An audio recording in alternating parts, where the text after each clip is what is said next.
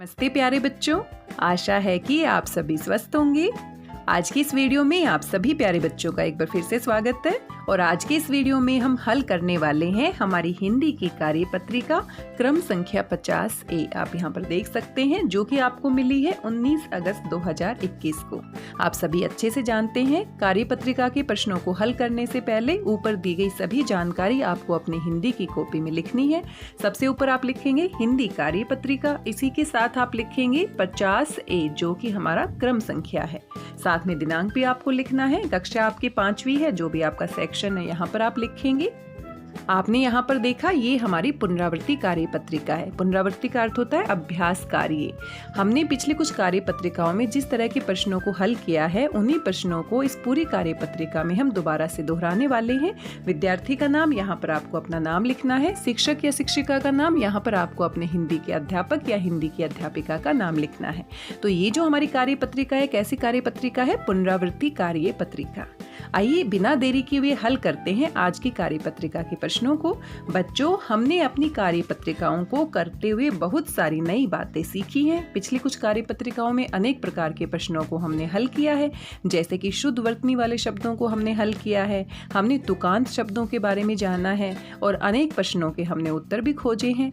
आइए आगे बढ़ने से पहले उनको दोहरा लेते हैं, उनकी पुनरावृत्ति कर लेते हैं। तो देखते हैं क्या क्या प्रश्न यहाँ पर दिए गए हैं। आइए प्रश्नों को देख लेते हैं। सबसे पहला प्रश्न यहाँ पर दिया गया है, दिए गए शब्दों की वर्तनी सुधार कर रिक्त स्थान में लिखिए। वर्तनी क्या होती है? शुद्ध तरीके से शब्द को जब लिखा जाता है तो उसी को हम क्या कहते हैं? वर्तनी। तो यहाँ पर कुछ शब्द दिए गए हैं और उनको अशुद्ध रूप से लिखा गया है। हमें क्या करना है? उनको शुद्ध रूप से लिखना है। तो यहाँ पर अशुद्ध शब्द दिया गया है, आप देख सकते हैं, और इसका शुद्ध रूप हमें यहाँ पर लिखना है। इसी प्रकार से यहाँ पर हमारा अशुद्ध वर्तनी वाला शब्द है और शुद्ध करके हमें यहाँ पर लिखना है। तो सबसे पहला जो हमारा शब्द है मुफ्त, आप देख सकते हैं, इसको कैसे बोलेंगे? मुफ्त, क्योंकि फ हमारा यहाँ पर क्या है? पूरा है। मुफ्त तो मुफ्त तो नहीं होता है, मुफ्त होता है। फ जो होता है वो हमारा क्या होता है? आधा होता है। तो सही करके हम यहाँ पर इसको इस तरह से लिखेंगे। मशहूर, मशहूर तो नहीं होता, मशहूर होता है। म, श, ह और बड़े उ की मात्रा ह पे लगेगी। तो मशहूर नहीं होता, मशहूर होता है। जो प्रसिद्ध होता है, जिसके बारे में सभी लोग जानते हैं, उसको हम क्या कहते हैं? मशहूर कहते हैं। आगे है खिलौने। अब खिलौने में आप ध्यान से देखिए किस प्रकार की गलती यहाँ पर की गई है। खिलौने में ल के ऊपर औ की मात्रा आती है, तो यहाँ पर इस तरीके से खिलौने हम सही करके लिखेंगे। गुड़िया, गुड़िया को ध्यान से देखिए किस तरीके से लिखेंगे। इस तरीके से गुड़िया को हम शुद्ध वर्तनी के साथ लिखेंगे। इस प्रकार से इस प्रश्न का हल आप कर लेंगे और आपने इन सभी शब्दों को आपकी जो पाठ्य पुस्तक रिमझिम है उसके पाठ में आपने देखा है। 2 पाठ हम पढ़ चुके हैं, राख की रस्सी और खिलौने वाला। दोनों पाठों में सारे के सारे शब्द आए हैं। आइए दूसरा प्रश्न देख लेते हैं, आगे बढ़ जाते हैं। दूसरे प्रश्न में आपसे क्या पूछा गया है?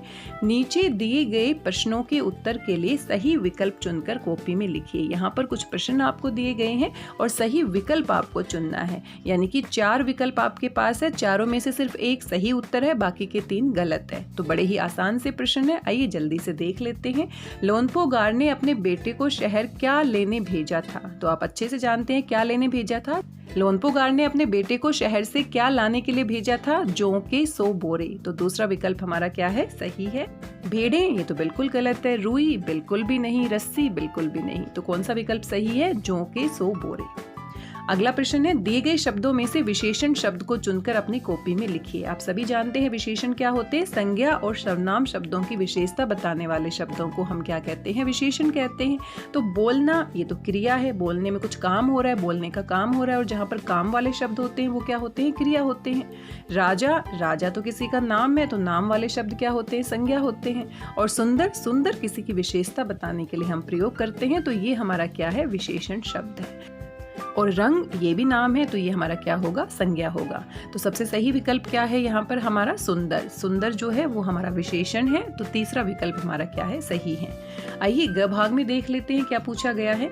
घोड़े बेचकर सोना, मुहावरे का सही अर्थ क्या है? घोड़े बेचकर सोना यानी कि सच में घोड़ों को बेचकर नहीं सोना, बल्कि मुहावरों के लाक्षणिक अर्थ होते हैं, छुपे हुए अर्थ होते हैं। तो घोड़े बेचकर सोना यानी कि बेफिक्र होकर सोना, किसी बात की कोई चिंता नहीं करना। तो कौन सा विकल्प सही होगा? चौथा विकल्प, बेफिक्र होकर सोना यानी घोड़े बेचकर सोना। तो मुहावरे का सही अर्थ यहाँ पर आपको लिखना है बेफिक्र होकर सोना। आइए अगला प्रश्न देख लेते हैं। आंखों का तारा, ये भी हमारा मुहावरा है और इसका भी आपने सही अर्थ बताना है यहाँ से। तो आंखों का तारा आपने पहले भी पढ़ा है, बहुत ही आसान है। आंखों का तारा यानी कि बहुत अधिक प्यारा। तो कौन सा विकल्प सही होगा? दूसरा विकल्प हमारा सही होगा, बहुत अधिक प्यारा। दूसरा विकल्प हमारा सही होगा, बहुत अधिक प्यारा। सभी बच्चे अपनी माता के आंखों के तारे होते हैं और आपने इसका वाक्य में प्रयोग भी किया था पिछली कार्यपत्रिका में। आइए अगला प्रश्न देख लेते हैं। दिए गए शब्दों के दो दो तुकांत शब्द लिखिए। तुकांत शब्द क्या होते हैं? एक जैसी आवाज वाले शब्दों को, उनको हम क्या कहते हैं? तुकांत शब्द कहते हैं। राइमिंग शब्द भी आप कह सकते हैं। तो यहाँ पर दो शब्द दिए गए हैं और दो दो तुकांत शब्द आपको बनाकर लिखने हैं। तो बड़े ही आसान से हैं। बाली, बाली का तुकांत शब्द क्या हो जाएगा? बाली से हम बना सकते हैं नाली, बना सकते हैं गाली, बना सकते हैं और भी बहुत सारे तुकांत शब्द आप यहाँ पर बना सकते हैं। तो बाली के आगे हम तुकांत शब्द क्या लिख देंगे? नाली और गाली। खेल से कौन कौन से तुकांत शब्द बन जाएंगे? खेल से हमारा मेल बन जाएगा, खेल से हमारा रेल बन जाएगा और भी तुकांत शब्द आप यहाँ पर लिख सकते हैं। तो हमें सिर्फ दो दो लिखने थे, तो इस तरह से आप इस प्रश्न को पूरा कर लेंगे। तो बच्चों, आपको कार्यपत्रिका मजेदार लगी ने? अब झटपट बताइए कि आज आपने क्या नया सीखा। तो आज हमने कुछ नया तो नहीं सीखा, लेकिन पिछली कार्यपत्रिकाओं में जितने भी प्रश्न, जिस तरीके के प्रश्न पूछे गए थे, जैसे कि शुद्ध वर्तनी वाले शब्द, तो ये हमने इसका अभ्यास किया है, पुनरावृत्ति की है। साथ में हमारे पास यहाँ पर पाठ से प्रश्न दिए गए थे। 4 विकल्प में से सही विकल्प का हमने चुनाव किया है। मुहावरों से संबंधित प्रश्नों को भी हमने हल किया है और साथ में तुकांत शब्दों से संबंधित प्रश्नों को भी हल किया है। तो नया तो कुछ नहीं है, लेकिन पिछले कार्यपत्रिकाओं में जिस तरीके के प्रश्नों को हल किया था, उन्हीं का हमने अभ्यास किया है, उन्हीं की हमने पुनरावृत्ति की है। शिक्षक या शिक्षिका के लिए अनुदेश, तो हम बातचीत कर रहे हैं कार्यपत्रिका को कैसे हल करना है। साथ में आपके माता पिता के लिए भी कुछ सुझाव होते हैं, आइए उनको भी देख लेते हैं। बच्चों को पुनरावृत्ति कार्यपत्रिका समझने और इसे आत्म मूल्यांकन के उद्देश्य से करने के लिए प्रेरित कीजिए। तो आप सभी समझदार हैं, बुद्धिमान हैं, आप अच्छे से इन सभी प्रश्नों को समझते हैं, हम आपकी मदद भी कर रहे हैं। तो आपने खुद से इन प्रश्नों के उत्तर देने हैं और इस तरीके से आपको अपना आत्म मूल्यांकन करना है कि आपको कितना समझ में आया और कितना समझ में नहीं आया।